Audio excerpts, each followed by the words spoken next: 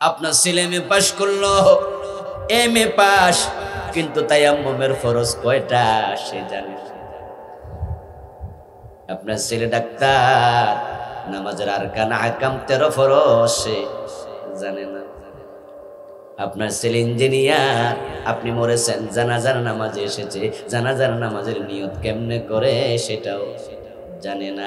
এমন শিক্ষা সিলেবাস বানাইছে যে সে ওযু কেমনে করবে ভালো করে সেটাও সিলেবাসে নাই। ইংরেজরা চলে গেছে, তাদের কিছু মানুষ পুত্র রেখে গেছে, ওরা কোরআন হাদিস ঢুকায় না। আরে কোরআন কি কোনো দলের কিতাব নাকি যে অমুক দলের কিতাব আমরা কেন পড়বো? তো কোরআন তো সবার, সব মুসলমানের, 92% মুসলমানের দেশে। যেই সিলেবাসে কোরআন নাই, যেই সিলেবাসে হাদিস নাই, ওই সিলেবাসটা বাতিল করার জন্য আমাদের সব মুসলমান আন্দোলন করা দরকার আছে না নাই? কথা ছিল বাতিল করার জন্য আন্দোলন করা, যে সিলেবাস আমরা মানি না, কোরআন হাদিস ঢুকাতে হবে। কিন্তু সেটা তো করলেনই না, বরং নিজের কলিজার টুকরা সন্তান ওই হাই স্কুলে, প্রাইমারি স্কুলে ভর্তি কইরা, বুয়েটে ভর্তি কইরা, সুয়েট কুয়েট রুয়েটে ভর্তি করে, ঢাকা মেডিকেলে ভর্তি করে, ডাবিতে চান্স পাওয়ার পরে আপনি বুক ফুলে পরিচয় দেন, আমার ছেলে এবার ঢাকা মেডিকেলে চান্স পাইছে। ওই মেডিকেলে ক্লাস একবারে ফার্স্ট থেকে লাস্ট পর্ব পর্যন্ত 5 বছর 4 বছর তোমার সন্তান পড়বে, কিন্তু আল্লাহর কোরআন হাদিসের 1 নাম্বারও নেই। ছেলে আমার বুয়েটে চান্স পেয়েছে, বাবা কি মিষ্টি খাওয়াইয়া মানুষকে জানাইয়া দেয় তোমার সন্তান বুয়েটে পড়বে, ইঞ্জিনিয়ার হবে, কিন্তু তার প্রথম সেমিস্টার থেকে লাস্ট সেমিস্টার পর্যন্ত আল্লাহর কোরআন রাসূলের হাদিস 1 নাম্বারও পড়বে না, নাই, সিলেবাসেই নাই। ও দোস্ত, তুমি কিসের গর্ব করো? তুমি না মুসলমান? এমন পড়া তোমার সন্তানকে কেন পড়াও যেটা আখিরাতে কাজে লাগবে না? কবরে যাওয়ার পরে ফেরেশতা জিগাইব ইঞ্জিনিয়ারিং পড়ছো কিনা, ডাক্তারি পড়ছো কিনা, নাকি জিজ্ঞাসা করবে আল্লাহকে চিনছো কিনা, মান রব্বুকা, ঠিক না? প্রশ্ন হবে মান রব্বুকা, রবকে চিনুনি, কে তোমার রব? তেমন সিলেবাস বানাইছে যেখানে রবের কোনো খবর নাই। অথচ আল্লাহ কোরআন মাজিদের প্রথম আয়াত নাজিল করেছে, ইকরা বিসমি রাব্বিকাল্লাযী খালাক। মন পড়া পড়ো, পড়ো তোমার রবের নামে, রবের নামে যিনি সৃষ্টি করেছে। অর্থাৎ এমন সিলেবাস বানাতে হবে যেই লেখাপড়া আপনার আমার সন্তানকে আল্লাহর সাথে, রবের সাথে পরিচয় করাইয়া দেবে।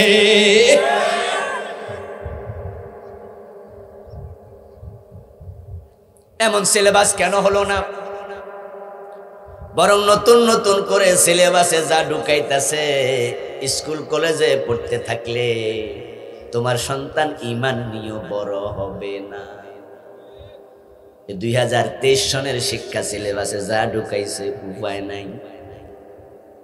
ক্লাস 6-এ ঢুকাইছে বিবর্তনবাদ, মানুষ নাকি বান্দর ছিল, ওখান থেকে নাকি মানুষ হইছে। আমরা আলেম ওলামারা আলহামদুলিল্লাহ এই নিয়ে আমরা তীব্র প্রতিবাদ করছি। এটা মধ্যে ফেসবুকে, গুগলে, ইউটিউবে এগুলো ব্যাপকভাবে ভাইরাল হয়েছে। লাখ লাখ মানুষকে, কোটি কোটি মানুষকে আমরা জানাইয়া দিছি এই বিবর্তনবাদ করলে মানুষ কাফের হয়ে যাবে, বেঈমান হয়ে যাবে। এবার আলহামদুলিল্লাহ সরকারের টনক নড়েছে। ইতিমধ্যে একটা কমিটি শিক্ষা মন্ত্রণালয় করেছে, এই 3-4 দিন আগে তারা বলছে এমন কিছু যদি থাকে আমরা এগুলো বাদ দিব। কথা বুঝছেন? এখন বাদ দিবেন বুঝলাম, তো ঢুকাইলো কেডা? যারা ঢুকাইছে তাদের জেল জরিমানা হওয়া দরকার আছে না নাই? বাদ দিবেন ভালো কথা, কিন্তু ঢুকাইলো কোন জানোয়ার? ঢুকাইলো কোন মানুষ? 92% মুসলমান আমরা, এক একজন এক এক দল করি। আমরা জাতীয় পার্টি করি, বিএনপি করি, আওয়ামী লীগ করি, জামাত করি, কিন্তু আমরা সবাই মুসলমান। আমরা বিশ্বাস করি আমরা আদমের সন্তান, আমরা বানরের সন্তান না, ঠিক কিনা? তোরা এটা ঢুকাইলি কেন? সিলেবাস এটা ঢুকাইলি কেন? এক কপ্রি মতবা ঢুকাইলি কেন? এখন সরকার বুঝেছে যেখানে একটা জঘন্য মিস্টেক হয়ে গেছে, এজন্য শিক্ষামন্ত্রী বলছেন যে আমরা এটা সংশোধন করব। ক্লাস 6 এর বইতে আপনারা পড়বেন, বইয়ের নাম সমাজ, পৃষ্ঠা নাম্বার 114, 15, 16, বাড়ি যাইয়া দেখিয়েন 6 ক্লাসের। সেখানে কিছু বান্দরের ছবি দিছে, পিছনে একটা বান্দর, পরে হালকা একটু বান্দরের চেঞ্জ, তারপরে আস্তে আস্তে করে বেড়া হইয়া গেছে। আজীব। ওই কথাকার কোন ডারউইন লিখেছে এটা, যে মানুষ নাকি বান্দর ছিল, তারপরে আজীব তো ও বান্দরের চেহারার সাথে মানুষের চেহারার কিছুটা হালকা মিল পাইছে, তাই বেড়া কয় বুঝছি বান্দর থেকে মানুষ হয়েছে। ও বেটা গাদা, তাহলে তো ইলিশ মাছের সাথে পুঁটি মাছের কিছু মিল আছে না নাই? এই জন্য কি ইলিশ মাছ থেকে পুঁটি মাছ হয়েছে? বোয়াল মাছের সাথে পাবদা মাছের মিল আছে না নাই? তো পাবদা মাছ থেকে বোয়াল মাছ হয়েছে। কি গাদা কারে কয়? আমি এই জন্য বলেছি কি পরিমাণ গাঞ্জা খাইয়া লেখছে আল্লাহ জানে। হয়তো গাঞ্জার মেয়াদ, ডোজটা একটু। তা লিখেছে ডারউইন কাফের, ডারউইন মুশরিক, সে যা লিখেছে এটা তার ব্যাপার, কিন্তু 92% মুসলমানের দেশের সিলেবাস এটা হতে পারে না, ঢুকতে পারে না। এবার একটু ভাবুন তো, আমরা আলেমরা প্রতিবাদ করেছি, সরকার আমাদের প্রতিবাদটাকে মূল্যায়ন করেছে, প্রধানমন্ত্রীর সাথে আলেমরা মিটিং করেছে, স্বরাষ্ট্রমন্ত্রীর সাথে করেছে, শিক্ষামন্ত্রীর সাথে করেছে, আলেমদের প্রতিনিধি দল বই নিয়ে আন্ডারলাইন করে করে দেখাইছে, দেখেন এই এই জায়গায় ঝামেলা। প্রধানমন্ত্রী বলছে এটা পরিবর্তন হবেই, তিনি শিক্ষামন্ত্রীকে বলে দিছে পরিবর্তন করো, এখন উদ্যোগ নিয়েছে।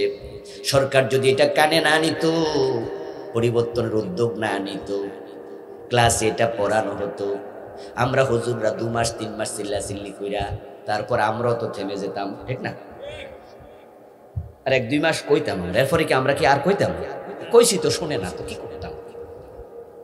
ওইটা যদি সিলেবাসে থেকে যেত, তাহলে ক্লাস 6 এ টিচাররা এটা পড়াইতো, ছোট ছোট বাচ্চারা বিশ্বাস করতো যে আমরা মানুষ, আমরা এক সময় বানর থেকে এসেছি, সাথে সাথে বেঈমান হয়ে যেত।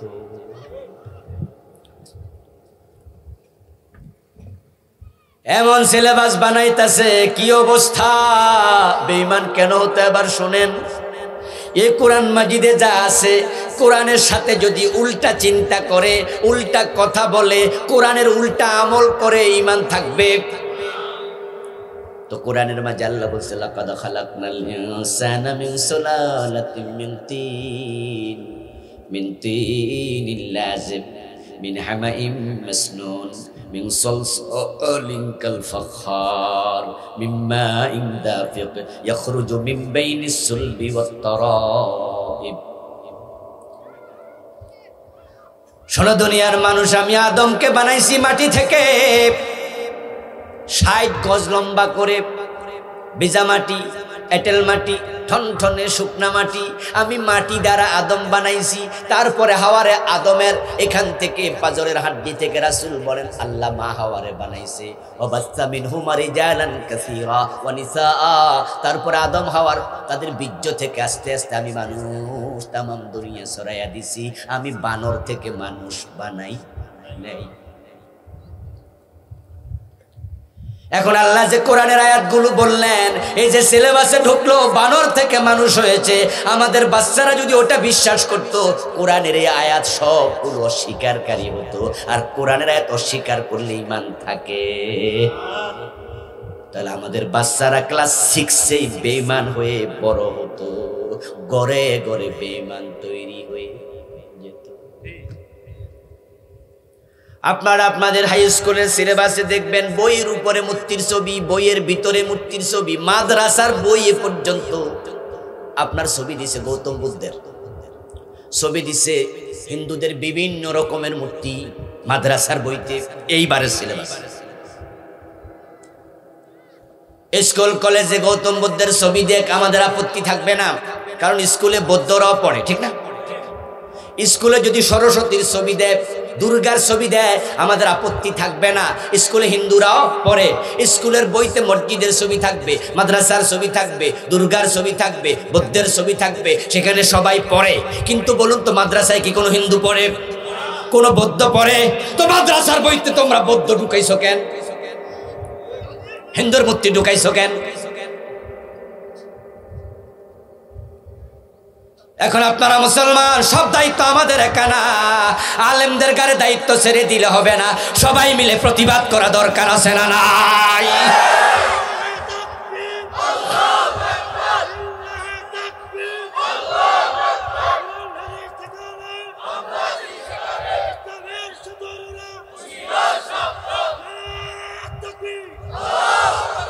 এবার বলুন তো, বইগুলো যে নতুন করে সংশোধন করবে, এতে করে টাকা লাগবে কিনা? শত শত না কোটি কোটি। এখন এই কোটি টাকা সরকার জরিমানা কেন দেবে? যারা এই ফাইজলামি করছে, ষড়যন্ত্র করছে, এই জরিমানাটা তাদের হওয়া দরকার আছে না নাই? এরকম জরিমানা করে দিলে, ধরে জেল দিলে, হাজতে দিলে, ভবিষ্যতে জাতীয় ষড়যন্ত্র করার সাহস আর কোন জালেম দেখাবে না। এরপরও তো আপনারা আপনাদের সন্তানদেরকে মাদ্রাসা না দিয়ে স্কুলে দিতেছেন, আরো দিবেন। তা আপনার সন্তান তাকওয়া কোত্থেকে শিখবে? এখন সন্তানরা তাকওয়া যদি শিখতে চায়, আপনারা শিখাতে চান, নিজেরা শিখতে চান, এই কোরআনটাকে সিলেবাসে ঢুকানো দরকার আছে না নাই? হাদিস সিলেবাসে ঢুকানো দরকার আছে না নাই? বরং আমরা বাংলাদেশের 92% মুসলমান, 16 কোটি মুসলমান আন্দোলন গড়ে তোলা দরকার। মাদ্রাসা যেমন ইংরেজি আছে, মাদ্রাসায় বাংলা আছে, ঠিক স্কুল কলেজও আল্লাহর কোরআন রাসূলের হাদিস ঢুকাতে হবে। তাহলে আমাদের ঘরে ঘরে মুত্তাকি সন্তান তৈরি হবে। আপনার মৃত্যুর পর আপনার জানাজার নামাজ পড়ানোর জন্য মসজিদের হুজুর ডাকা লাগবে না। আপনার ডাক্তার ছেলেটা, ইঞ্জিনিয়ার ছেলেটা, প্রফেসর ছেলেটাই আবার আপনার জানাজার ইমামও হতে পারবে। সিলেবাসে 100 নাম্বার কোরআন, 100 হাদিস ঢুকায়া দাও, ঘরে ঘরে ইমাম তৈরি হবে, ঠিক না? এই তো কয়েকদিন আগে একজন ব্যক্তি ওয়াজ করলো আমার আগ দিয়ে। এর আগে আমি বিষয়টা শুনেছি, কিন্তু কার ঘটেছে আমি জানি নাই। এই গত সপ্তাহের ভিতরে, এই সপ্তাহ 7-8 দিনের ভিতরে এক জায়গায় একজন ব্যক্তি ওয়াজ করলো, একজন মারা গেছে। উনি ওই মসজিদের খতিব ছিলেন। বললো, আমার মুসল্লি, আমি জানাজার নামাজ পড়লাম। জানাজার নামাজ চলাকালে তার ছেলে হলো ঢাকায় থাকে, অনেক বড় মাপের শিক্ষিত ইঞ্জিনিয়ার, বললো যথাসম্ভব ইঞ্জিনিয়ার, সরকারি চাকরি করে।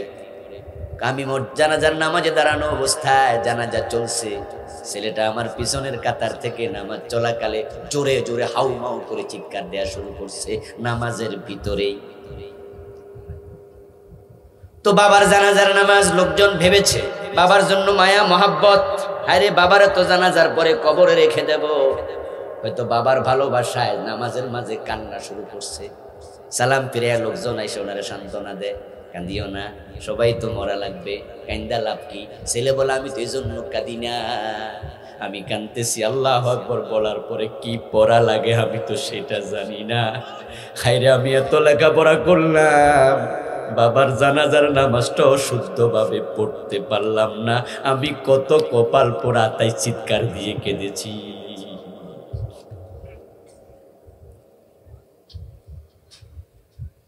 ও প্রিয় ভাই, আপনাদেরকে বলছি, আপনারাও তো MA pass, BA pass, engineer, doctor ছেলের বাবা আছেন অনেকে। আপনার ছেলেটা বাড়িতে আসলে, ইউনিভার্সিটিতে পড়তেছে, তাকে নিয়ে খাবার টেবিলে বসবেন, গল্প করবেন। বাপজান, জানাজার নামাজ যখন হয়, ওই জানাজার নামাজে প্রথম তাকবীর দিয়া কি পড়ে বলতো, দ্বিতীয় তাকবীর দিয়া কি পড়ে বলতো, 3 নাম্বার তাকবীর দিয়া দোয়া আছে, আল্লাহুম্মা গফিরলি হাইয়িনা ওয়া মাইয়িতিনা ওয়া শাহিদিনা ওয়া গায়িবিনা ওয়া কাবীরিনা ওয়া কাবীরিনা ওয়া যাকারিনা ওয়া উনসানা। আর আছে না যে বাবা দোয়াটা বল দেখি। আপনার ছেলে যদি না পারে, তাহলে আপনি হতভাগা বাবা, আপনি হতভাগ্য বাবা, ছেলের অনেক শিক্ষিত বানাইলেন, আপনি আজকে মরলে কালকে যে জানাজা হবে আপনার ছেলে আপনার জানাজায় দোয়াটাও জানবে না। অথচ আপনি ভাব দেখাইতেছেন আমার ছেলে অনেক বড় শিক্ষিত। আমি তো মনে করি এটা পণ্ডিত মূর্খ, এটা মূর্খ। এই জন্য মুসলমান, তোমাদের জন্য আল্লাহ মুত্তাকি হওয়ার নিয়ামকে কোরআন পাঠাইছে। এখন আমরা যারা হেদায়েত চাই, হুদাল লিল মুত্তাকিন, মুত্তাকিদেরকে পথ দেখাবে হেদায়েতের কোরআন, হেদায়েতের কিতাব কোরআন। এখন আপনারা আমরা সবাই হেদায়েত যদি পেতে চাই, এই কিতাবের কাছে যাওয়া দরকার আছে কিনা? যেতেই হবে, বিকল্প কোনো কিতাব আর নাই। এই কোরআনের ইলম শিক্ষা করা ফরজ। যারা আপনারা কোরআন পড়েন না, কোরআন মানেন না, কোরআন বোঝেন না, কোরআন ধরেন না, কিয়ামতের দিন প্রিয় নবী আপনার বিরুদ্ধে মামলা দেবে। কিসের সুপারিশ আপনার? وقال الرسول يا رب إن قوم اتخذوا هذا القرآن مهجورا। রাসূল বলবো, আমার রব, আমার এই জাতি, আমার উম্মত গুলো আমার রেখে যাওয়া কোরআনকে তারা পরিত্যাগ করেছে, জীবনে গ্রহণ করে নাই। আমি নবী তার বিরুদ্ধে আজকে মামলা দিলাম, তুমি বিচার করো। আর যারা কোরআন পড়বে, কোরআন মানবে, বুঝবে, তাদের ব্যাপারে রাসূল বলে ইকরাউল কোরআন ইন্নাহু ইয়াতি ইয়াউমাল কিয়ামা শাফিয়ান লিআসহাবিহি। ও আমার উম্মত, কোরআন পড়ো। তোমরা যারা কোরআন পড়বা, কোরআন বুঝবা, কোরআন মানবা, কিয়ামতের দিন এই কোরআন তোমার জন্য সুপারিশকারী হয়ে হাজির হয়ে যাবে।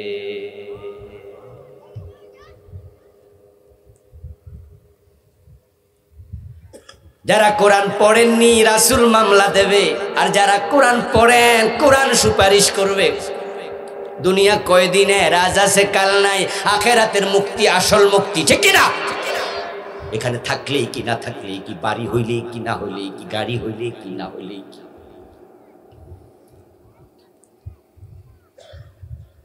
আখিরাতে যদি ঠেকে যান আপনি হতভাগা। আর আখিরাতের মুক্তি চাইলে কোরআনের কাছে দৌড়াইয়া যান।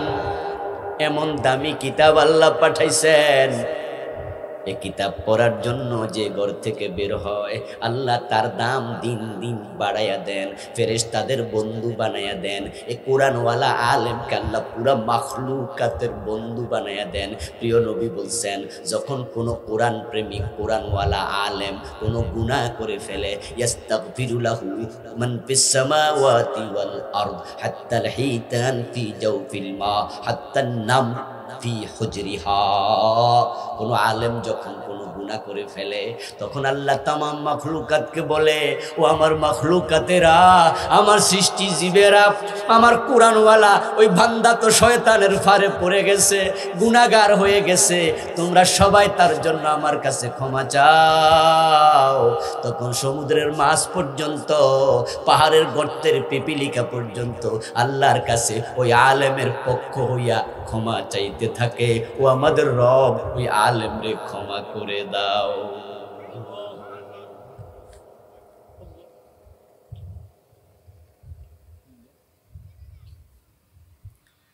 ও প্রিয় ভাই, এমন কিতাব কোরআন, এটা শিখার জন্য আপনি যখন মাহফিলে যাবেন, মাদ্রাসায় যাবেন, মক্তবে যাবেন, বয়স আপনার 10, 20, 50, 80, 100 যাই হোক না কেন, আল্লাহর কাছে এর কোনো তারতম্য নাই। হযরত আবু বকর যখন ইসলাম গ্রহণ করেছেন তখন উনি ছিলেন তাগড়া যুবক, উনার বয়সও ছিল তখন 40-এর কাছাকাছি। ও প্রিয় ভাইরা, রাসূলুল্লাহ সাল্লাল্লাহু আলাইহি সাল্লাম থেকে হযরত আবু বকর সিদ্দিক ছিলেন 2.5 বছরের ছোট। তো রাসূল নবুয়ত পেলেন 40 বছরে, আবু বকরের বয়স তখন 37.5 বছরের মতো। আবু বকর কোরআন শিখছে কি আমাদের মতো ছোট কালে? তাহলে 37-38 বছর বয়সে শিখছে। এবার আবু সুফিয়ান ইসলাম যখন গ্রহণ করে, আবু সুফিয়ানের বয়স ছিল তখন 60-এর মতো, বুড়া মানুষ বা তারও বেশি। আবু সুফিয়ান ইসলাম গ্রহণ করেছে 8ম হিজরিতে, তখন রাসূলের বয়সী হয়ে গেছে 61 বছর। আর আবু সুফিয়ান রাসূলের সে আরো বয়সে বড়। তো আবু সুফিয়ান যখন ইসলাম গ্রহণ করে তিনি কোরআন শিখেছেন বুড়া বয়সে। কথা বোঝেন নাই? এখন আপনি ছোট হন, বড় হন, আপনি যুবক হন, বৃদ্ধ হন, আপনি কোরআন শিখার জন্য যখন ঘর থেকে বের হবেন, প্রিয় নবী বলতেছেন ইন্নাল মালাইকাতা লা তাদউ আজনিহাতাহা রিদাল লিতালিবিল ইলমি। যে ব্যক্তি কোরআন শিখতে ঘর থেকে বের হয়, আল্লাহর ফেরেশতারা তার পায়ের নিচে নিজেদের পাখা বিছাতে শুরু করে। মানে আল্লাহ ফেরেশতা দিয়ে আপনাকে রহমতের কোলে তুলে নেয়।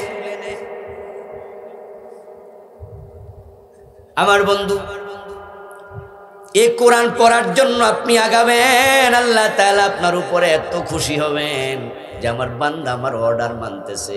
আমি বলেছি ইকরা বিসমি রাব্বিকাল্লাযী খালাক, তোমার রবের নামে পড়ো। আমি আদেশ করেছিলাম কোরআন পড়ার জন্য, আমার বান্দা পড়ার জন্য যাচ্ছে, এর মানে সে আমি আল্লাহর আদেশ মানার চেষ্টা করতেছে। এই অবস্থায় যদি আপনার মৃত্যু এসে যায়, মান ইয়াতলুবুল ইলমা লিইউহিয়া বিহিল ইসলাম ফাজাহুল মাউত ফাবাইনাহু ওয়া বাইনান নাবিয়্যিনা দারাজাতুন ওয়াহিদা। কোরআন শিক্ষা করা অবস্থায়, হাদিস শিক্ষা করা অবস্থায় যদি কারো মৃত্যু এসে যায়, প্রিয় নবী বলছেন আল্লাহ এত খুশি হন, তার উপরে খুশি থাকেন, তাকে নবীদের পাশের জান্নাত দিয়ে দেবেন। আর যারা কোরআন পড়েন নাই, শিখেন নাই, রাসূল আপনার বিরুদ্ধে আল্লাহর কাছে মামলা দেবেন। এই জন্য তো আমাদের সন্তানদের আমরা মাদ্রাসা পড়াইতেছি। আলহামদুলিল্লাহ, আমারও 4টা ছেলে, 4টা মাদ্রাসায়। কেউ কেউ আমাদেরকে বলে, বন্ধু বান্ধব যারা আছে, হুজুর 2-1টা ইঞ্জিনিয়ার বানান, ডাক্তার বানান, পয়সা তো আল্লাহ অনেক দিছে। আমি বলি বেটা, আল্লাহ পয়সা দিচ্ছে ডাক্তার বানানোর জন্য না, আলেম বানাবো। আলেম বানানোর জন্য প্রয়োজনে মদিনা বিশ্ববিদ্যালয় আজহারে পাঠাবো, ঠিক কিনা? পয়সা লাগলে ওখানে খরচ হবে। ডাক্তার ইঞ্জিনিয়ার হওয়া নাজায়েজ না, কিন্তু ডাক্তার হওয়ার জন্য তো ঈমান লাগে না। হিন্দুও তো ডাক্তার হইতে পারে, ঠিক?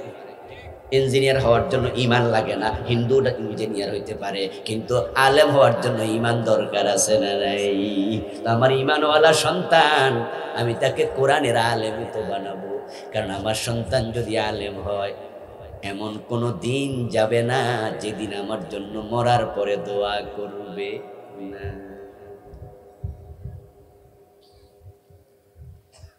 হেদায়েত পেতে হলে কোরআনের কাছে আসুন।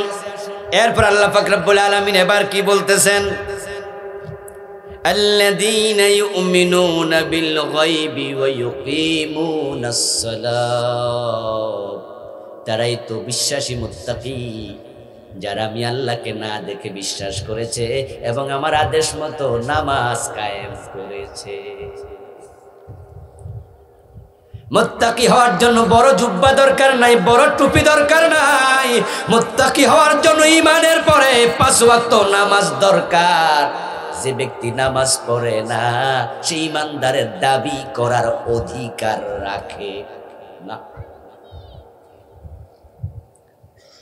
আপনি যদি জান্নাতি হতে চান, মুত্তাকি হতে চান, 1 নাম্বার কাজ ঈমানের পরে নামাজ, নামাজ, নামাজ।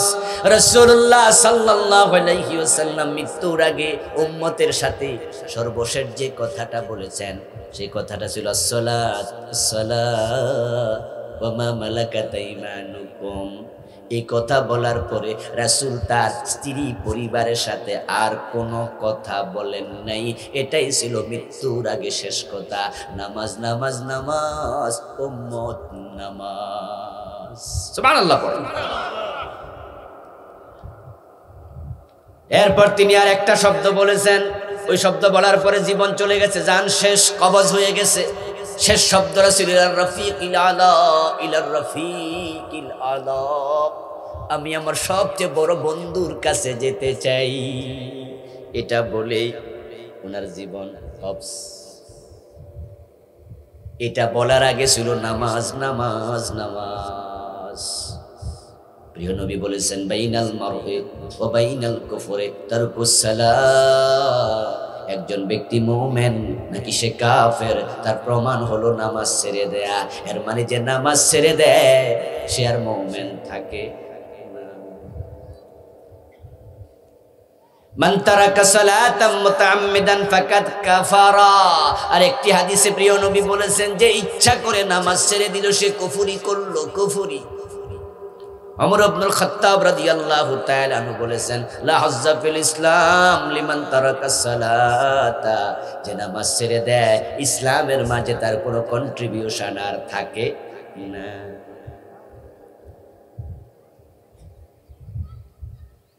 দেহের মাঝে মাথা যেমন, দ্বীনের মাঝে নামাজ তেমন। দেহ থেকে মাথা আলাদা হয়ে গেলে বডি চিনা যায় না। তোমার জীবন থেকে নামাজ আলাদা হলে তুমি মুমিন সেটা চিনার কোনো আলামত আর নাই। মুখে দাঁড়িয়ে আছে, দাড়ি তো রবীন্দ্রনাথেরও আছে। মাথায় টুপি আছে, টুপি তো গান্ধীর মাথায়ও ছিল।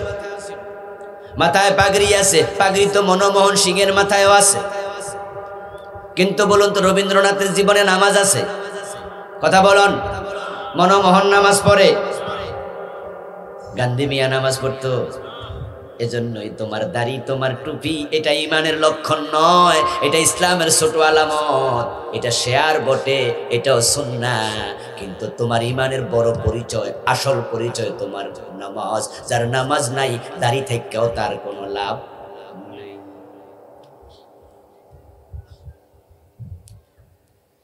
মা আয়েশা রাদিয়াল্লাহু তাআলা আনহা রাসূলকে প্রশ্ন করলেন, ইয়া রাসূলুল্লাহ, আপনার মুখ থেকে মাঝে মাঝে শুনি আপনি মানুষের জন্য কিয়ামতের মাঠে উম্মতকে সুপারিশ করে জান্নাতে নেবেন। রাসূল বলে, হ্যাঁ, আমার উম্মতকে আমি শাফাআত করব। আল্লাহ কিয়ামতের দিন অনুমতি দেবেন, আমি অনেক গুনাহগার উম্মতকে জান্নাতে নিতে পারবো সুপারিশের মাধ্যমে। মা আয়েশা বলেন, কিন্তু হযরত আদম থেকে ঈসা নবী পর্যন্ত সব আম্বিয়া, সব নবীর উম্মত তো থাকবে হাসরের মাঠে। এখন আপনার উম্মতকে আপনি চিনবেন কেমনে? এমন লাখ লাখ উম্মত তো আছে যারা আপনার এন্তেকালে 200-500 বছর দুনিয়া আসবে, ওরারও তো আপনি দেখেনি নাই, তো চিনবেন তা কেমনে? রাসূলের সাথে কি আমার পরিচয় আছে? আপনার আছে? তো আপনারা চিনবো কেমনে? আমারে চিনবো কেমনে? মা আয়েশার প্রশ্নটা কি ঠিক না? যৌক্তিক প্রশ্ন। উম্মত আপনি চিনবেন কেমনে? প্রিয় নবী বলে, আয়েশা শোনো, ইন্নাহুম ইউদআউনা ইয়াওমাল কিয়ামাতি গুররান মুহাজ্জালিনা মিন আসারিল ওযু। যে আমার উম্মতকে আমি কেমনে চিনবো? তোমার প্রশ্ন ঠিক আছে, উত্তর শোনো। আমার উম্মত 5 ওয়াক্ত নামাজ পড়ার জন্য 5 বার ওযু করেছে। ওযুর জায়গা থেকে কিয়ামতের দিন নূর চমকাতে থাকবে। আচ্ছা, বেনামাজি কি ওযু করেনি? আরে বেনামাজি তো ফসরা কইরা পানিও নেয় না, টিস্যুও নেয় না, লারা দিয়া খারাই যায়, ঠিক না?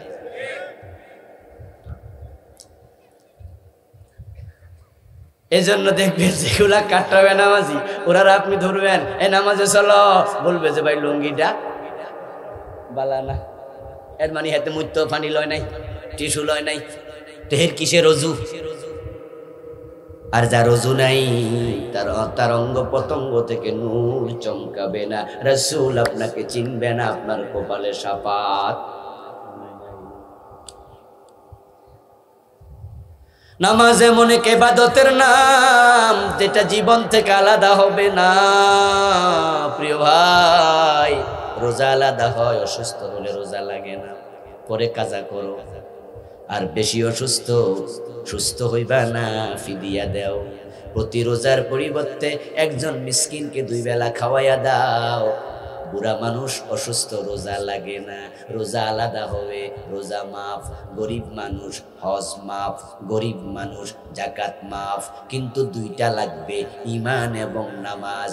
ঈমান গরিব হন আর ধনী হন, সুস্থ হন আর রোগী হন, ঈমান লাগবে। দ্বিতীয় হলো নামাজ। তুমি দাঁড়াইয়া পড়ো, পারো নাই।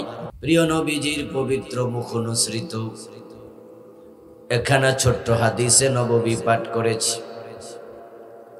আল্লাহ তাআলা তৌফিক দান করলে এখান থেকে কিছু কথা বলবো ইনশাআল্লাহ। সূরাতুল বাকারার প্রথম আয়াতে আল্লাহ তাআলা আমাদেরকে লক্ষ্য করে বিশ্ব মানবতাকে চ্যালেঞ্জ করে তিনটি অক্ষর নাজিল করলেন, আলিফ লাম মিম। তোমরা তো অনেক কিছু বোঝো, আলিফ লাম মিমের অর্থ দেখি বলো। হাদা তাহাদ্দি ইলান নাস। তাফসীরে বাইজাবি প্রণেতা বলছেন এটা মানুষের প্রতি আল্লাহর পক্ষ থেকে চ্যালেঞ্জ। যখন কোরআন আসলো, কোরআন নাজিলের জামানায় তো কিছু কবি সাহিত্যিক ছিল, যদিও সেই যুগকে মানুষ জাহিলিয়াতের যুগ বলে, মূর্খতার যুগ, বর্বরতার যুগ, অসভ্যতার যুগ, অন্ধকার যুগ। এ কথার অর্থই নয় যে শিক্ষিত লোক ছিল না, তাদের মাঝে মানবতা ছিল না, বর্বরতা ছিল। এমএ পাস, বিএ পাস, কিন্তু সে যদি পশুর মতো আচরণ করে আমরা তারেও তো বলবো এই বেটা একটা মূর্খ, ঠিক না? কই না না, সে তো এমএ পাস। কথা হলে এমএ পাস হলে এই কাম করে কেমনে? তখন মানুষকে বুঝছি এ শিক্ষিত মূর্খ। ঠিক জাহেলিয়াতের যুগেও তারা অমানুষ ছিল, তাদের ভিতরে মানবতা বোধ ছিল না, তাই তাদেরকে মূর্খ বলা হয়েছে। কিন্তু তাদের মাঝেও বিশ্বখ্যাত কবি ইমরুল কায়েস ছিল। আল্লাহর হাবিবের জন্মের কিছুকাল আগে তার তিরোধান হলো। ইমরুল কায়েসের মতো বড় কবি পৃথিবীতে আজ পর্যন্ত জন্ম নেয় নাই। পৃথিবীর কোনো ভাষাতেই ইমরুল কায়েসের মতো বড় কবি আজ পর্যন্ত আসে নাই। এবার বুঝিয়েন কত বড় কবি।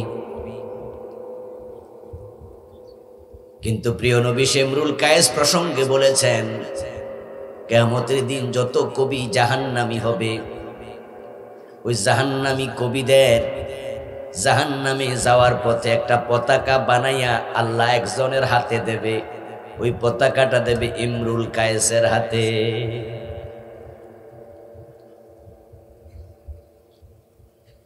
কবি লবিদ, জুহাইর, উম্মু সালামা, আনতারা বিন শাদ্দাদ, ইমরুল কায়েস ওই যুগেই জন্ম নিয়েছিল। ওই যুগটা ছিল সাহিত্যের যুগ। তা কোরআন নাজিল হওয়ার পরে কিছু লোক বলা শুরু করলো, ইন হাদা ইল্লা আসাতিরুল আউয়ালিন। করে কোরআনের মাঝে তো কিছু কিস্সা কাহিনী আছে, এগুলো তো আমরাও জানি। আল্লাহ বললেন তাই নাকি? আলিফ লাম মিম ইয়াসিন হামিম তাহা, বলো তো এগুলোর অর্থ কি? এবার তারা মাথা নত করে কয় এগুলোর অর্থ জানি না। এই জন্য পৃথিবীর প্রায় সব মুফাসসির একমত, আলিফ লাম মিম এ জাতীয় হরফের অর্থ একমাত্র ভালো জানেন কে? আল্লাহ।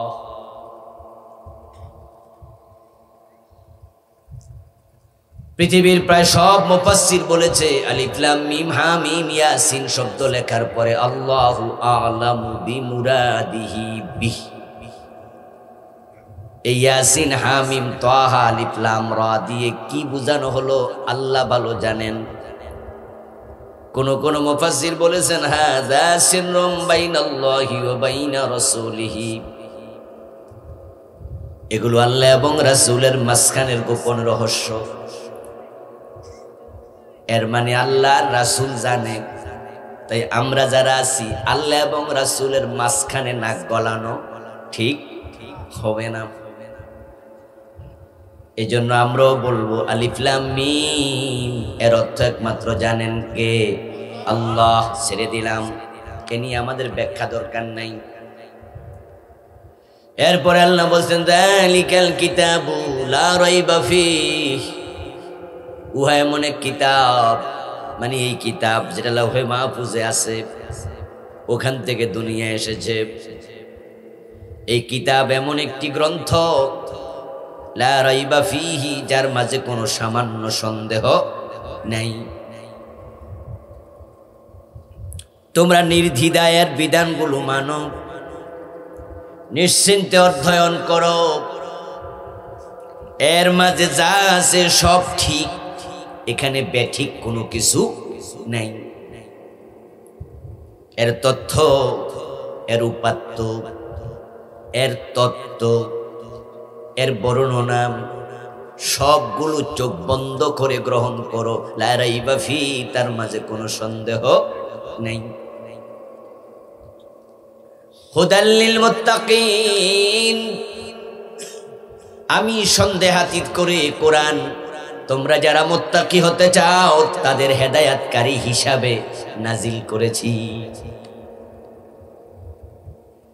আর যে মুত্তাকি হবে সেই সৌভাগ্যবান মানুষ।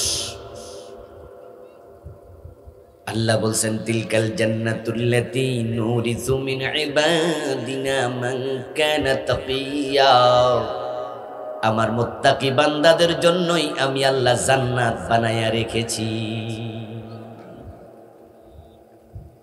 তাই ইয়া আইয়ুহান নাসু তাকু রাব্বাকুম, ও মানুষেরা তোমরা রবকে ভয় করো, মুত্তাকি হও।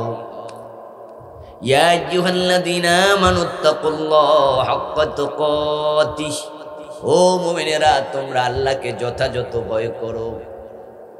মান ইয়াত্তাকিল্লাহ ইয়াজআল লাহু মাখরাজা, যে মুত্তাকি হয়ে যায় তার কোনো বিপদ থাকে না। সে যেখানে বিপদে পড়ুক আল্লাহ রাস্তা নিজে বের করে দেয়। যে আল্লাহকে ভয় করবে, মুত্তাকি হবে, দুনিয়া তার জন্য সমস্যা নাই, আখিরাতেও চিন্তা নাই। এখন মুত্তাকি যারা হতে চাও, হুদাল লিল মুত্তাকিন, কেমনে মুত্তাকি হতে হবে কোরআনের মাঝে আমি গাইড বুক, এটা সেখানে আমি বিভিন্ন রকমের তথ্য উপাত্ত দিয়েছি। মুত্তাকি হওয়ার নিয়ম আমি কোরআনের মাঝে দিয়েছি। মুত্তাকি হতে চাইলে মুত্তাকি হওয়ার নিয়ম কোরআন থেকে শিখতে হবে। তুমি মুত্তাকি হতে যদি চাও তাহলে কোরআনের কাছে দৌড়ায়া যাও, এটা আমি মুত্তাকিদের জন্য পাঠাইছি। তুমি নিজের মন মতো মুত্তাকি হইও না। মন মতো মুত্তাকি হওয়ার জন্য হিন্দুরাও চেষ্টা করছে। তাই হিন্দুদের মাঝে একদল আছে, নাম হলো ঋষি, যারা আমিষ পর্যন্ত ভক্ষণ করে না, সারা রাত জীবন নিরামিষ খায়। শুনছেন না আপনারা? যারা শুনছেন তারা কথা বলিয়েন।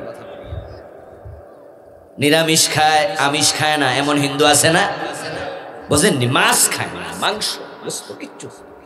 বিশাল ত্যাগ, কিন্তু বিশাল ত্যাগ।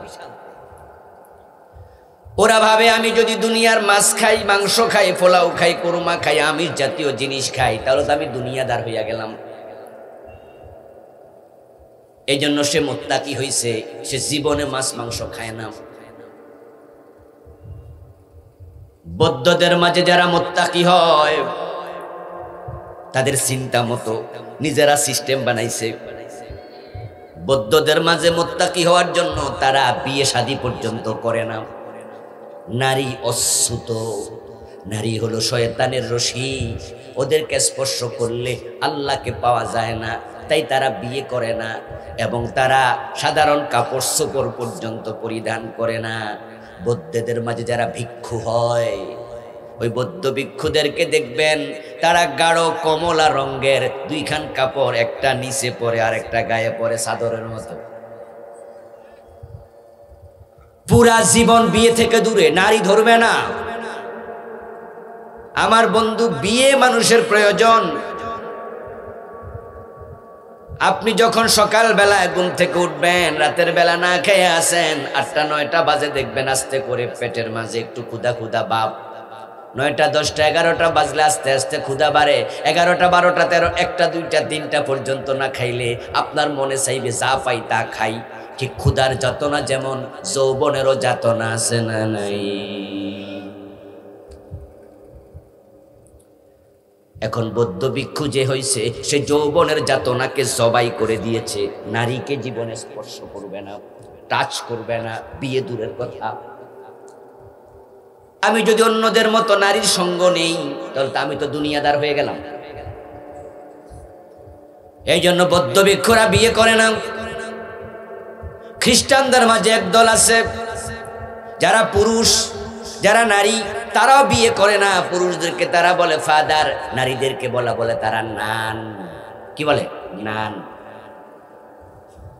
ওরাও বলে আমরা যদি আল্লাহ ভীরু হই, মুত্তাকি হই, তাহলে বিয়ে করব কেন? তাই মেয়েরাও বিয়ে করে না, নান হয়ে থাকে। পুরুষরা বিয়ে করে না, ফাদার হয়ে থাকে।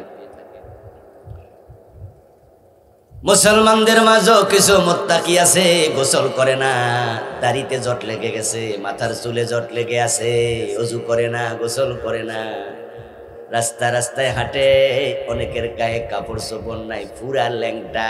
বাংলাদেশের মুসলমান তার নাম দিয়েছে দরবেশ বাবা। ঠিক না? দরবেশ দরবেশ দরবেশ। আচ্ছা, দরবেশ কি হিন্দুদের শব্দ?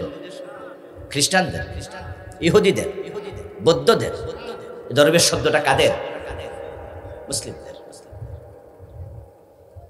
দরবেশ যে ব্যক্তি দরজার সাথে নিজকে ঝুলায় রাখে আল্লাহর দরজার সাথে, অর্থাৎ সে বিয়ে করে না, ঘর নাই, বাড়ি নাই, কাপড় চোপড়ও ঠিক মতো পরে না, গায়ের মাঝে ময়লা, কোনো খোঁজ নাই, সে আল্লাহর জন্য নিজেকে উৎসর্গ করে দিছে, তাই গোসলটা পর্যন্ত করে না, চুলের মাঝে জট লেগে আছে। এই হলো বাংলাদেশের কিছু মুসলমানের মুত্তাকি হওয়ার ব্যক্তিগত সিস্টেম। তাহলে মুত্তাকি হওয়ার জন্য বাংলাদেশি মুসলিমরা কেউ দরবেশ হইল, হিন্দুরা ঋষি হইল, বৌদ্ধরা ভিক্ষুক হইল, খ্রিস্টানরা নান হইল, ফাদার হইল। কিন্তু আল্লাহ কয় না, মুত্তাকি হওয়ার জন্য নিজেরা সিস্টেম বানাইও না। কেমনে মুত্তাকি হওয়া লাগে আমি কোরআনের মাঝে সব বলে দিয়েছি। মুত্তাকি হতে চাইলে কোরআনের কাছে যেতেই হবে। এই কোরআনের জীবন্ত ব্যাখ্যা হলেন প্রিয় নবী মুহাম্মদ সাল্লাল্লাহু আলাইহি ওয়াসাল্লাম। কোরআনের মাঝে আল্লাহ যা বলেছেন রাসূলুল্লাহ নিজে আমল করে সেটা আমাদের দেখাইছে। কোরআন হলো থিওরিক্যাল ইসলাম, রাসূলের জিন্দেগি হলো প্র্যাকটিক্যাল ইসলাম। আমার বন্ধু এক ছেলে সাঁতার শিখবে, সে তার বাবাকে বলল, বাবা আমি সাঁতার শিখতে যাই। বাড়ি হলো শহরে, সাঁতার শিখতে গ্রামে গেছে, দাদার বাড়িতে, নানার বাড়িতে। এখন কেমনে সাঁতার শিখবে? বাবাকে প্রশ্ন করেছে। বাবা বাড়িতে বৈশা, ঢাকায় বৈশা বলছে সাঁতার শিখতে চাইলে পানিতে নামতে হবে, তারপরে পানির মাঝে গাটা ভাসায়া দিতে হবে, তারপর হাত পা এভাবে নাড়াতে হবে, দেখবে তুমি আর ডুববে না। এভাবে চলার নাম হলো সাঁতার কাটা। ছেলে সুন্দর করে লিখেছে, মুখস্থ করেছে, তারপরে দাদার বাড়ি গেছে, পুকুরে নাইমা এরকম দিছে, সাঁতার শিখা হয়ে গেছে। ঠিক না? হইব না পানিতে ডুববো? কারণ বাবা যা শিখাইছে এটা হলো থিওরি, প্র্যাকটিক্যাল একটু ভিন্ন। প্র্যাকটিক্যাল সাঁতার আর থিওরিক্যাল সাঁতার এক না। বাবা যা বলছে এটা কাগজে কলমে আছে। প্র্যাকটিক্যাল হইলে তারপরে নামতে হবে কিছু পানি টানি খাইয়া, সুবানি টুবানি খাইয়া 2-4 দিন পরে, তারপরে এটা কামে লাগবে। আবার বন্ধু আল্লাহ কোরআন পাঠাইছে, কোরআন পাঠানোর আগে প্র্যাকটিক্যাল দেখানোর জন্য নবী মুহাম্মদকে পাঠাইছে। নবী নিজের জীবনে কোরআনটাকে আমল করে বাস্তবে দেখাইছে তাকওয়া কাকে বলে।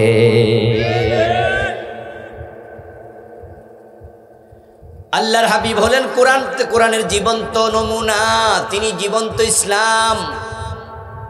মা আয়েশা সিদ্দিকা রাদিয়াল্লাহু তাআলা আনহাকে প্রশ্ন করা হয়েছিল, মা আয়েশা রাসূলের চরিত্র কেমন ছিল আমাকে একটু বলবেন কি?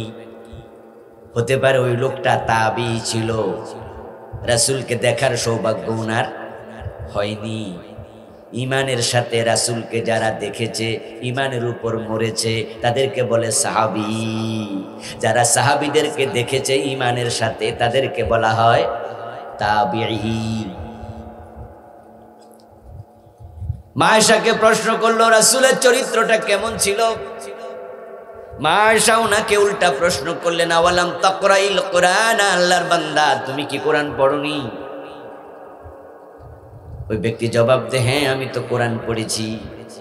এবার মা আয়েশা বলে, খুলুকুল কোরআন, কোরআন যদি পড়ো আমারে প্রশ্ন করে জানা দরকার নাই রাসূলের চরিত্র কেমন, বরং কোরআনটাই হলো রাসূলের চরিত্র।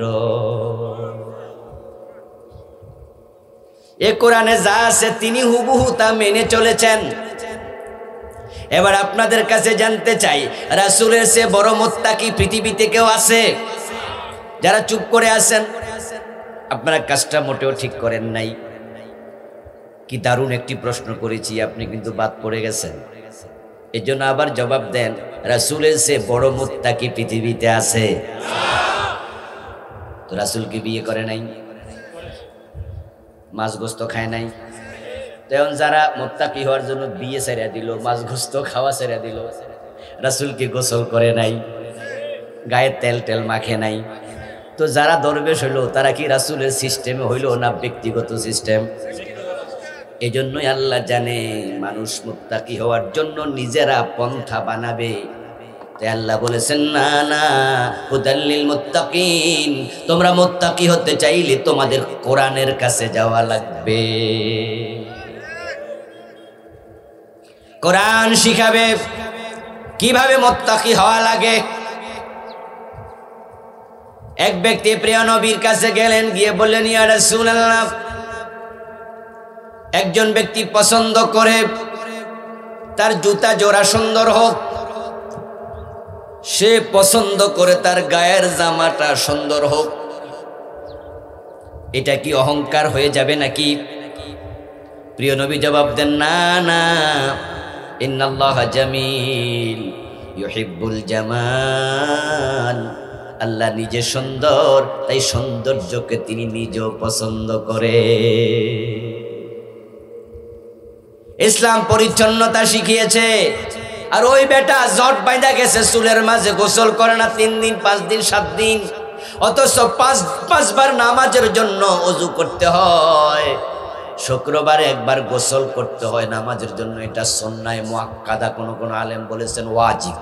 সপ্তাহে একবার গোসল করা শুক্রবার দিন ওয়াজিব, কোন কোন আলেম বলছেন সুন্নাহ। আর বেটা 1 মাস গোসল করে না, আর এর পিছনে মানুষ হাঁটতেছে, কয় দরবেশ সাহেব আইছে। রাস্তার ডান পাশ দিয়া তাসবিহ হাতে নিয়ে, হাজির রুমাল মাথায় দিয়া সুবহানাল্লাহ জিকির করে চলে যাওয়ার নাম তাকওয়া নয়। লাইসাত তাকওয়া বিসিয়ামিন নাহারি ওয়ালা বিকিয়ামিল লাইল, ইন্নামাত তাকওয়া তারকু মা হারামাল্লাহ ওয়া দাউ মা ইফতারাদাল্লাহ। ওমর ইবনে আব্দুল আজিজ রাহিমাহুল্লাহ বলেছেন, রাতের বেলায় লম্বা নামাজ পড়া, দিনের বেলায় রোজা রাখার নাম তাকওয়া নয়। তাকওয়া হলো আল্লাহ যা ফরজ করেছেন ফরজগুলো আঁকড়িয়ে ধরা, আল্লাহ যা হারাম করেছেন হারামগুলো ছেড়ে দেওয়ার নাম। তাকওয়া লেবাসে নয়, সুরতে নয়, তাকওয়া হবে সিরতে। এত লম্বা দাড়ি, মুখে সুদে টাকা লাগাইয়া বসে আছে এমন কিছু লোক আসেনি? ইমাম সাহেবের পিছনে দাঁড়াইয়া 5 ওয়াক্ত নামাজ পড়ে, বেটা আবার সুদে টাকা লাগাইয়া রাখে। কত সুন্দর টুপি মাথায়, ঘোষ না দিলে সিগনেচার করে না, সারাদিন ঘোষ খায়, এমন অফিসারও আছে না নাই? হজ করছে 5 বার, নিজের মেয়েটা কলেজে যায় বোরকা সিলাইয়া দেয় না, এমন হাজি গাজি আছে না নাই? এলাকায় বিচার করতে যাইয়া ঘোষ খাইয়া বিচার উল্টাইয়া দেয়, বেডা আবার মসজিদ কমিটির সভাপতি। তুমি তাকওয়া বোঝো নাই। এই জন্য মুত্তাকি হতে চাইলে কোরআনের কাছে যাও। এখন তো মানুষ কোরআনের কাছে যেতে চায় না। কোরআন তো বাংলাদেশের লোকদের কাছে হলো অপশনাল সাবজেক্ট, হইল হইল না হইলে নাই। তো তোমরা মুত্তাকি হবা কেমনে? আর মুত্তাকি না হইলে জান্নাত পাইবা কেমনে? জান্নাত পাওয়ার জন্য মুত্তাকি হওয়া লাগবে, মুত্তাকি হওয়ার জন্য কোরআন পড়া লাগবে, ঠিক না? কোরআনে আছে কেমনে মুত্তাকি হওয়া লাগে। এখন তো আমাদের এমন সিলেবাস বানাইয়া গেছে ইংরেজেরা, ওই সিলেবাস থেকে আমরা এখন আর বাহির হই নাই। ইংরেজরা চলে গেছে, ইংরেজদের কিছু মানুষ পুত্র এখনো বাংলাদেশে রয়ে গেছে। এই যে বাংলাদেশের হাই স্কুলের সিলেবাস, প্রাইমারি স্কুলের সিলেবাস, কলেজ ইউনিভার্সিটির সিলেবাস, এটা কি আমেরিকা থেকে লন্ডন থেকে বানাইয়া ফাটায়? তো বানাইতেছে বাংলাদেশের কিছু শিক্ষিত লোক, ইউনিভার্সিটির প্রফেসর, বিভিন্ন এমপি নেতা। ওই সিলেবাস বানানোর সময় তারা ইংরেজি ঢুকাইছে এসএসসি এসএসসি তে 200, বাংলা দিছে এখন এসএসসি এসএসসি 200, অঙ্ক দিছে উচ্চতর গণিত নরমাল গণিত 200, বিজ্ঞান দিছে ফিজিক্স কেমিস্ট্রি বায়োলজি 300, আরো নতুন নতুন কম্পিউটার সায়েন্স দিছে, স্বাস্থ্য বিজ্ঞান দিছে, শারীরিক শিক্ষা দিছে, ইতিহাস দিছে, ভূগোল দিছে, আরো কত কিছু দিছে। কিন্তু 100 নাম্বার কোরআন তারা দেয় নাই, 100 নাম্বার হাদিস তারা দেয় নাই। অথচ প্রাইমারি ক্লাসে যদি ক্লাস 1 100 নাম্বার করে দিত কায়দা, 100 নাম্বার কায়দা, ক্লাস 2-তে 10টা সূরা, ক্লাস 3-তে আবার 5টা সূরা, ক্লাস 4-এ পাইবে একটু কোরআনের অনুবাদ, ক্লাস 6-7-এ কোরআন 2-4টা সূরা মুখস্থ করা। এইভাবে যদি প্রতিটা ক্লাসে 100 নাম্বার কোরআন থাকতো, 100 নাম্বার হাদিস থাকতো, ইংরেজি বাংলা অঙ্ক ভূগোল শিকার পাশাপাশি আমাদের ঘরে ঘরে কোরআনওয়ালা তৈরি হতো। আর কোরআন যারা পড়তো, কোরআন তাদেরকে তাকওয়ার পথ দেখাইয়া দিত। এত সুদখোর অফিসার বাংলাদেশে তৈরি হতো না, ঘুষখোর অফিসার তৈরি হতো না।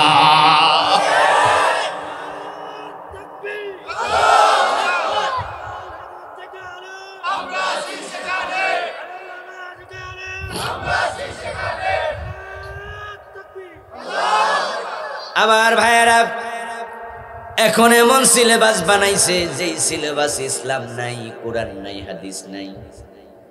তাহলে প্রমাণ হয়ে গেল আমাদের কাছে ইংরেজি বাংলা অঙ্ক ইংরেজি ভূগোল বিজ্ঞানের দাম অনেক, আল্লাহর কোরআনের কোনো দাম নাই।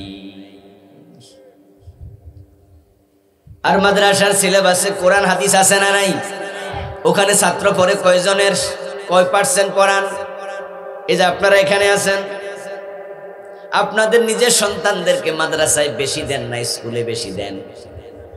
তাহলে আপনি তো নিজেই জানেন স্কুলে কোরআন হাদিস নেই, সেখানে দিলেন কেন? বোঝা গেল আপনিও চান না আপনার সন্তান মুত্তাকি হোক, এজন্যই তো আপনাদের সন্তান চোর বাটপার হচ্ছে।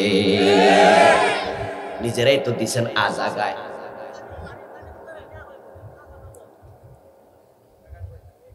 কথা বলবেন,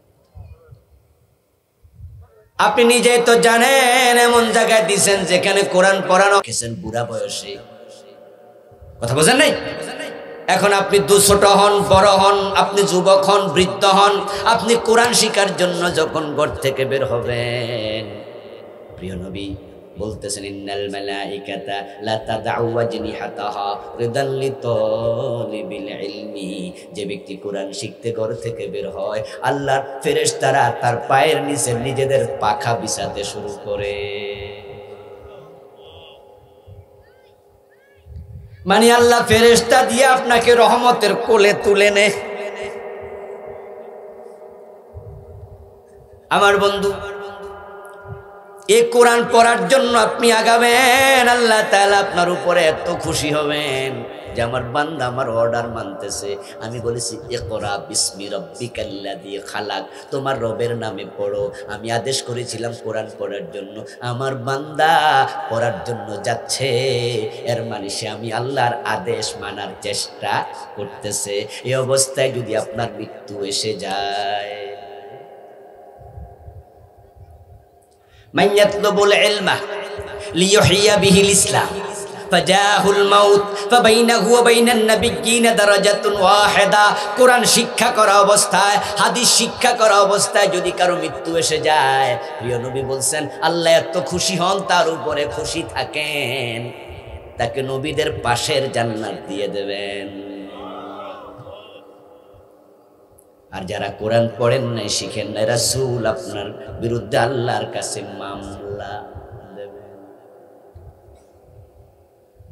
এই জন্য তো আমাদের সন্তানদের আমরা মাদ্রাসা পড়াইতেছি। আলহামদুলিল্লাহ, আমারও 4টা ছেলে, 4টা মাদ্রাসায়। কেউ কেউ আমাদেরকে বলে, বন্ধু বান্ধব যারা আছে, হুজুর 2-1টা ইঞ্জিনিয়ার বানান, ডাক্তার বানান, পয়সা তো আল্লাহ অনেক দিছে। আমি বলি, বেটা, আল্লাহ পয়সা দিচ্ছে ডাক্তার বানানোর জন্য না, আলেম বানাবো। আলেম বানানোর জন্য প্রয়োজনে মদিনা বিশ্ববিদ্যালয়, আজহারে পাঠাবো, ঠিক কিনা? পয়সা লাগলে ওখানে খরচ হবে। ডাক্তার ইঞ্জিনিয়ার হওয়া নাজায়েজ না, কিন্তু ডাক্তার হওয়ার জন্য তো ঈমান লাগে না। হিন্দুও তো ডাক্তার হইতে পারে, ঠিক? ইঞ্জিনিয়ার হওয়ার জন্য ঈমান লাগে না, হিন্দু ইঞ্জিনিয়ার হইতে পারে। কিন্তু আলেম হওয়ার জন্য ঈমান দরকার আছে না নাই? আমার ঈমানওয়ালা সন্তান, আমি তাকে কোরআনের আলেমই তো বানাবো। কারণ আমার সন্তান যদি আলেম হয়, এমন কোনো দিন যাবে না যেদিন আমার জন্য মরার পরে দোয়া করবে না।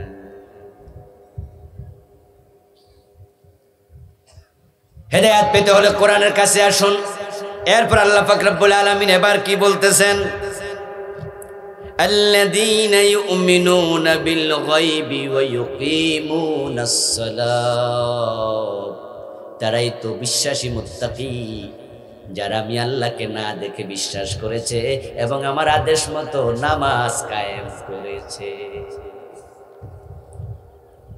মুত্তাকি হওয়ার জন্য বড় জুব্বা দরকার নাই, বড় টুপি দরকার নাই। মুত্তাকি হওয়ার জন্য ঈমানের পরে 5 ওয়াক্ত নামাজ দরকার। যে ব্যক্তি নামাজ পড়ে না, সে ঈমানদারের দাবি করার অধিকার রাখে না। আপনি যদি জান্নাতি হতে চান, মুত্তাকি হতে চান, 1 নাম্বার কাজ ঈমানের পরে নামাজ, নামাজ, নামাজ। রাসূলুল্লাহ সাল্লাল্লাহু আলাইহি ওয়াসাল্লাম মৃত্যুর আগে উম্মতের সাথে সর্বশেষ যে কথাটা বলেছেন, সেই কথাটা ছিল আসসালাত, আসসালাত ওয়া মা মালাকাত আইমানুকুম। এই কথা বলার পরে রাসূল তার স্ত্রী পরিবারের সাথে আর কোনো কথা বলেন নাই। এটাই ছিল মৃত্যুর আগে শেষ কথা। নামাজ, নামাজ, নামাজ, উম্মত নামাজ। সুবহানাল্লাহ পড়েন। এরপর তিনি আর একটা শব্দ বলেছেন। ওই শব্দ বলার পরে জীবন চলে গেছে, জান শেষ, কবজ হয়ে গেছে। শেষ শব্দটা ছিল ইলার রফিকিল আলা, ইলার রফিকিল আলা। আমি আমার সবচেয়ে বড় বন্ধুর কাছে যেতে চাই। এটা বলেই ওনার জীবন হবস। এটা বলার আগে ছিল নামাজ, নামাজ, নামাজ। প্রিয় নবী বলেছেন, বাইনাল মারহি ওয়া বাইনাল কুফরি তারকুস সালাত। একজন ব্যক্তি মুমিন নাকি সে কাফের, তার প্রমাণ হলো নামাজ ছেড়ে দেয়া। এর মানে যে নামাজ ছেড়ে দেয় সে আর মুমিন থাকে না। মান তারাকা সালাতাম মুতাআম্মিদান ফাকাদ কাফারা। আর একটি হাদিসে প্রিয় নবী বলেছেন, যে ইচ্ছা করে নামাজ ছেড়ে দিল সে কুফরি করলো, কুফরি। ওমর ইবনুল খাত্তাব রাদিয়াল্লাহু তাআলা আনহু বলেছেন, লা হাজ্জা ফিল ইসলাম লিমান তারাকাস সালাতা। যে নামাজ ছেড়ে দেয়, ইসলামের মাঝে তার কোনো কন্ট্রিবিউশন আর থাকে না।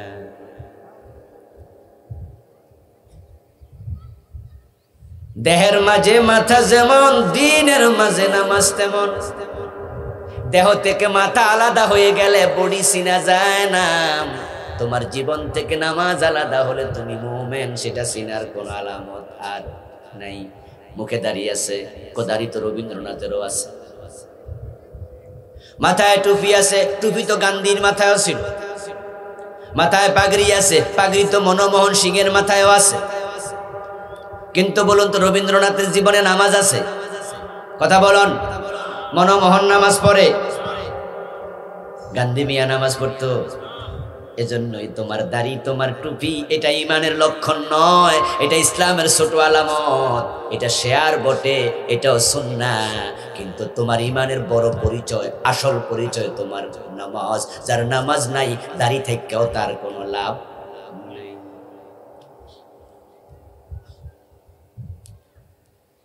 মা আয়েশা রাদিয়াল্লাহু তাআলা আনহা রাসূলকে প্রশ্ন করলেন, ইয়া রাসূলুল্লাহ, আপনার মুখ থেকে মাঝে মাঝে শুনি আপনি মানুষের জন্য কিয়ামতের মাঠে উম্মতকে সুপারিশ করে জান্নাতে নেবেন। রাসূল বলে, হ্যাঁ, আমার উম্মতকে আমি শাফাআত করব।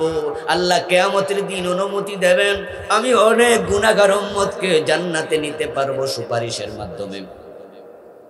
মা আয়েশা বলেন, কিন্তু হযরত আদম থেকে ঈসা নবী পর্যন্ত সব আম্বিয়া, সব নবীর উম্মত তো থাকবে হাসরের মাঠে। এখন আপনার উম্মতকে আপনি চিনবেন কেমনে? এমন লাখ লাখ উম্মত তো আছে যারা আপনার এন্তেকালে 200-500 বছর দুনিয়া আসবে, ওরারও তো আপনি দেখেনি নাই, তো চিনবেন তা কেমনে?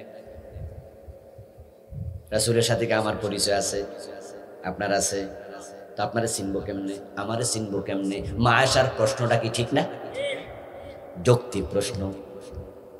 উম্মত আপনি চিনবেন কেমনে? প্রিয় নবী বলে, আয়েশা শোনো, ইন্নাকুম ইউদআউনা ইয়াওমাল কিয়ামাতি গুররান মুহাজ্জালিনা মিন আসারিল ওযু। যে আমার উম্মতকে আমি কেমনে চিনবো? তোমার প্রশ্ন ঠিক আছে, উত্তর শোনো। আমার উম্মত 5 ওয়াক্ত নামাজ পড়ার জন্য 5 বার ওযু করেছে। ওযুর জায়গা থেকে কিয়ামতের দিন নূর চমকাতে থাকবে। আচ্ছা, বেনামাজি কি ওযু করেনি? আরে বেনামাজি তো ফসরাপ কইরা পানিও নেয় না, টিস্যুও নেয় না, লারা দিয়া খারাই যায়, ঠিক না?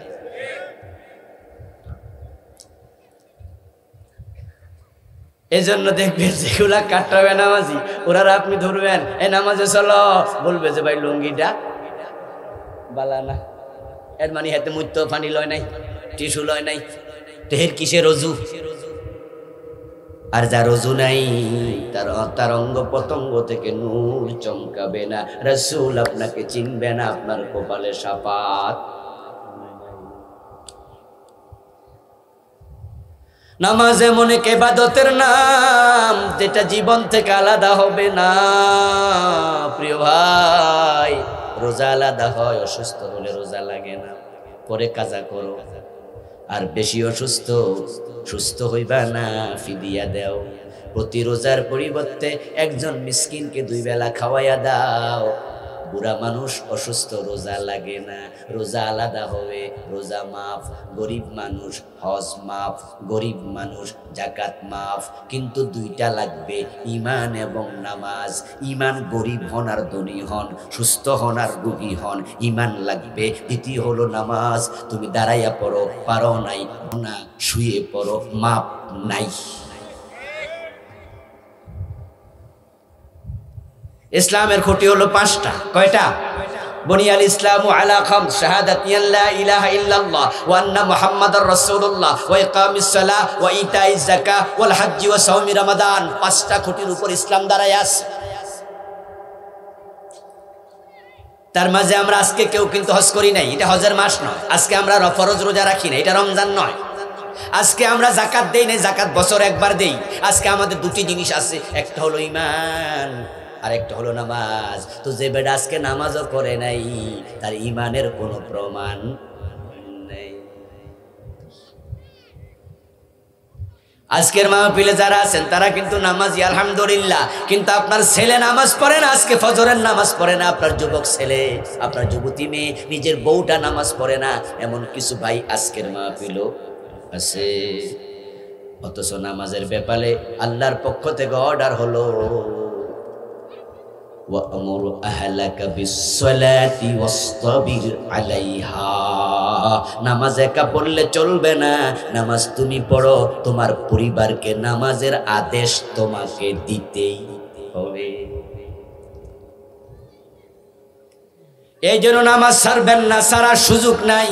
এটা এমন এক ইবাদত, আপনি ওযু করতে পারেন না, এমন ভাবে অসুস্থ, আগুন গায়ে লেগেছে, ডাক্তারের কাছে হাসপাতালে গেছেন, এমন ভাবে ব্যান্ডেজ করছে, পুরা বডি ফ্যাকেট কইরা লাইছে, একবারে পা থেকে মাথা পর্যন্ত। দেহের যখন 30% 32% 30 পুরা যায়, এমন হয় না যে পুরা দেহ চামড়া পুরা শেষ,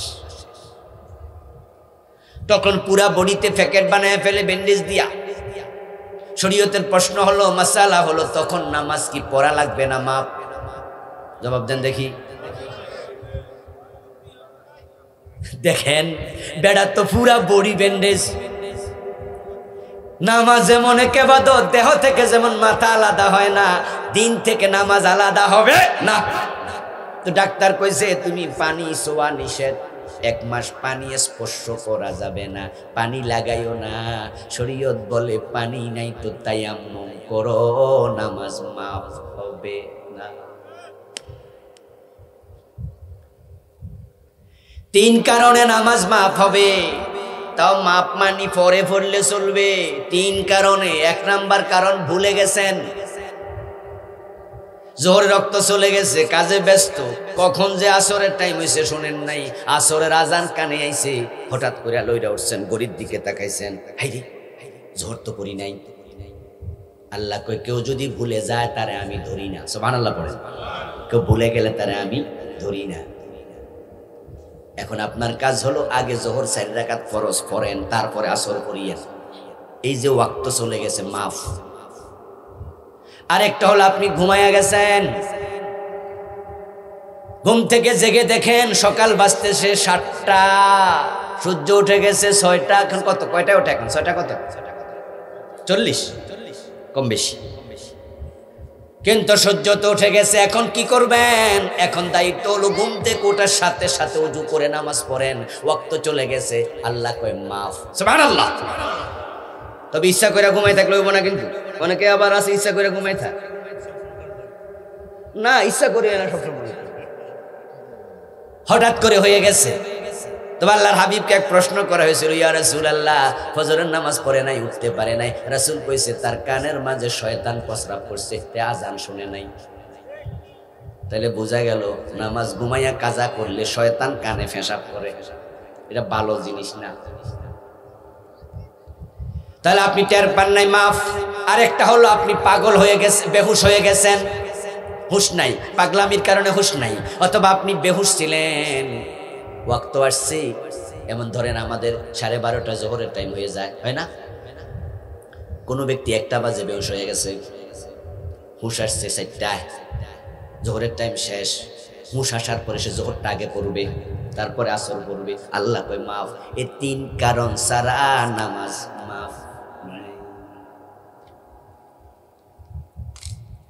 আপনি যাচ্ছেন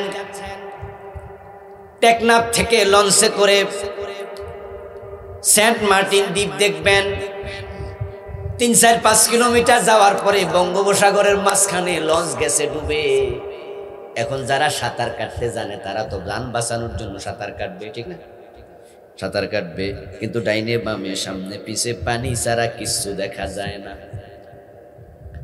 এখন কোন দিকে যাইবেন জানেনও না, মানে ভাবতেছেন যাইয়া দেখি কদ্দূর পারি।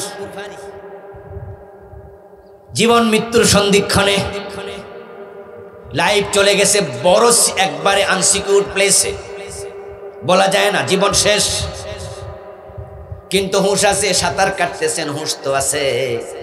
চোখে পড়লো মাগরিবের আসরের টাইম চলে যাচ্ছে, সূর্য ডুবে যাচ্ছে, মনে পড়েছে আসর তো করি নাই। শরীয়তের বিধান হলো হুঁশ যদি থাকে, হুঁশ আছে যতক্ষণ, নামাজ ফরজ ততক্ষণ। তুমি ইশারায় সাঁতার কাটতে কাটতে হলো আসর পড়তে হবে, ওই সময়ও নামাজ মাফ হয় না।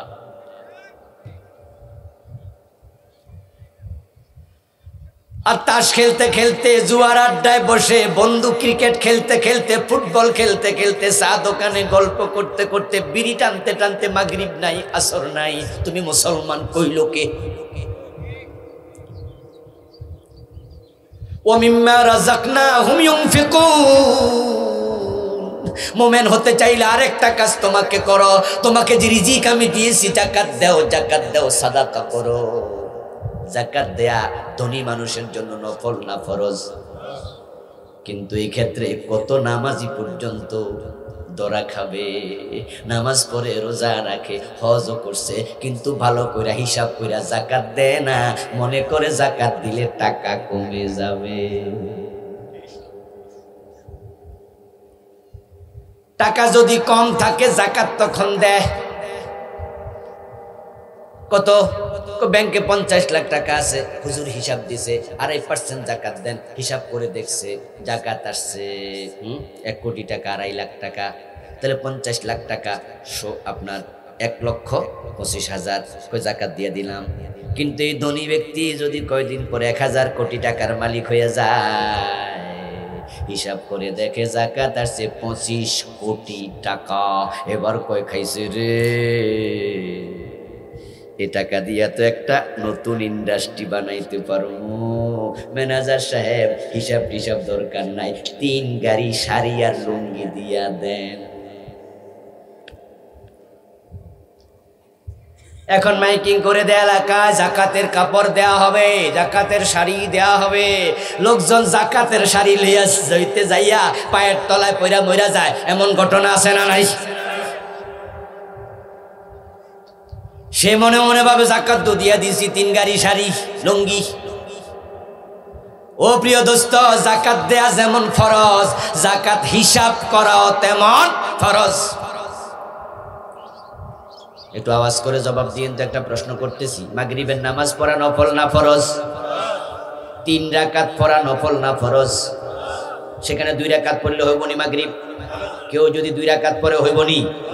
তা আপনার উপরে মাগরিব যেমন ফরজ, 3 রাকাত পড়াও ফরজ। জাকাত দেয়া যেমন ফরজ, 2.5% হিসাব করাও ফরজ।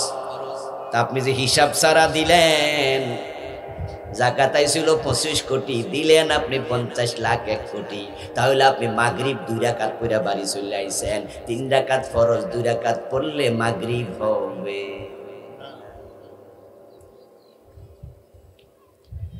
এই জন্য আপনারা যারা পয়সাওয়ালা মানুষ আছেন সাবধান, কিন্তু জাকাত দিতে হবে কড়ায় গন্ডা হিসাব করে।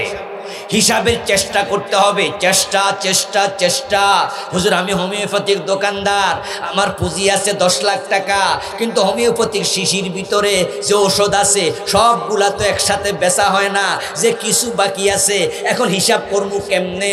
আমার তো নাট বল্টুর দোকান, এখন নাট বল্টু সব একসাথে বেচা হয় না, কিছু কিছু পয়রা আছে, পুঁজি তো আছে 1 কোটি টাকা, হিসাব করবো কেমনে? আমরা তাদেরকে বলি হিসাব করার জন্য লোক লাগাইয়া দেন, নিজে চেষ্টা করেন। চেষ্টা করার পরেও যদি কনফিউশন থাকে, তখন 10 টাকা বেশি দেন, কম দিয়েন না। কিন্তু হিসাব না কইরা লামসাম দেবেন, জাকাত আদায় হবে না। আর জাকাত দেবেন না হাসরের ময়দানে আল্লাহ সম্পদগুলাকে গলার মাঝে সাপ বানাইয়া ঝুলাইয়া দেবে। সাপ 2 পাশে কামড়াবে আর বলবে আমি তোমার মাল, আমি তোমার সম্পদ, যেটা তুমি জাকাত না দিয়া জমাইছো, আজকে স্বাদ গ্রহণ করো। يوم يحمى عليها في نار جهنم فتكوى بها جباههم وجنوبهم وظهورهم هذا ما كنزتم لأنفسكم فذوقوا ما كنتم تكنزون।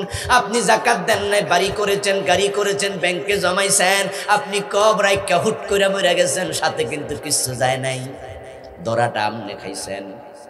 আল্লাহ কোরআনে বলে তোমার সম্পদগুলাকে আমি লোহার পাত বানাবো, এগুলাকে দিয়া তামার পাত বানাবো, তারপরে জাহান্নামের আগুনে গরম করব। ফেরেশতাকে বলবো বেটার কপালের মাঝে, পিঠের মাঝে, পেটের মাঝে সেকা দে, এবং সেটা করব আমি হাসরের ময়দানে কোটি কোটি মানুষের সামনে। কারণ হচ্ছে জাকাত মানুষের হক, তাই মানুষের হক, গরিবের হক দেও নাই, তাই তোমাকে গরিবদের সামনে বেজ্জতি করা হবে। নাউযুবিল্লাহ। এই জন্য জাকাত দেবেন, জাকাত হিসাব করে করে দেবেন। আর মনে রাখবেন জাকাত দিলে মাল কমে না, জাকাতে কখনো মাল কমে না, কখনোই কমে না। আপনারা শুরু করে দেন এবছর জাকাত। আমি খুব গুরুত্ব দিয়ে বলেছি কখনোই কমে না। এবং আপনি এবছর কত জাকাত দিয়েছেন হিসাব রেখে দেবেন কাগজে লিখে, দেখবেন ইনশাআল্লাহ আগামী বছর আল্লাহ আপনাকে আরো বেশি দেওয়ার তৌফিক দেবে, পরের বছর আরো বেশি দিতে পারবেন। আলহামদুলিল্লাহ, আলহামদুলিল্লাহ, এগুলো আমাদের জীবনের প্র্যাকটিক্যাল প্রমাণ। যখন থেকে জাকাত দেয়া শুরু করেছি কোনো বছর কমে নাই, প্রতি বছর জাকাত দেয়া বাড়তেছে, এর মানে সম্পদ বেড়ে যাচ্ছে। আপনি জাকাত দেবেন, আপনার মালে বরকত দেবে কে? বরকতের মালিক কে? আপনার মাল চুরি হবে না, ধ্বংস হবে না, লুজার হবে না, পুড়ে যাবে না, পানিতে ডুববে না, আল্লাহ হেফাজত করবে, হারাবে না। আপনি নিশ্চিত থাকেন। আর আপনি জাকাত দেবেন না, কিয়ামতের মাঠে আল্লাহ বেজ্জতি করবে। তবে জাকাতটা আপনি টাকা দিয়েন, মাল দিয়েন না। পরামর্শ দিচ্ছি, 1 বছর যাওয়ার পরে আপনার উপর যদি 1 লাখ টাকা জাকাত আসে, এই টাকাটার মালিক আপনি না গরিব? কথা বলেন দয়া করে, আপনি না গরিব? তাহলে টাকাটা কি আপনার না গরিবের? তা আপনি যে লুঙ্গি কিনছেন, গরিব কি কইছে লুঙ্গি কিনে দেন? তো ওই টাকা দিয়ে আপনি খরচ করছেন কেন? ফরের দরে ফরদারি করলেন কেন? ধন তো আপনার না, ঠিক না? এটা তো আপনার না, এটা তো গরিবের। বেড়ার দরকার ওষুধ কেন, আপনি দিচ্ছেন শাড়ি। বেড়ার দরকার তার ঋণ পরিশোধ করা, আপনি দিচ্ছেন লুঙ্গি। বেড়ার ঘরে চাল নাই, আপনি দিচ্ছেন মশারি। লাভটা হলো কি? আপনি যে সেমাই, আপনি দিচ্ছেন চিনি। এখন সে একজন 5-7টা কাপড় পাইলো, এতগুলা তার দরকার নাই। রোজার পরে বিক্রি করতে গেছে, দোকানদার কয় এত কম দামি কাপড় তো চলে না, কারণ জাকাতের শাড়ি মশারির মতোই পাতলা। 2 নম্বরটা কিনা দেয়। বেটা তখন ঠকানি খায়, ও বেটার হক আপনি ঠকাইলেন কেন? কয় হুজুর যদি টাকা দিই তাহলে তো মানুষ জানবে না আমি যে জাকাত দিছি, কাপড় দিলে তো এলাকার লোক জানবে। আপনি নেক আমল করবেন, অন্তরে ইখলাস না থাকলে আমল কবুল হবে না। যে কথাগুলো বললাম আল্লাহ আমাদের মেনে চলার তৌফিক দাও, বলেন আমিন।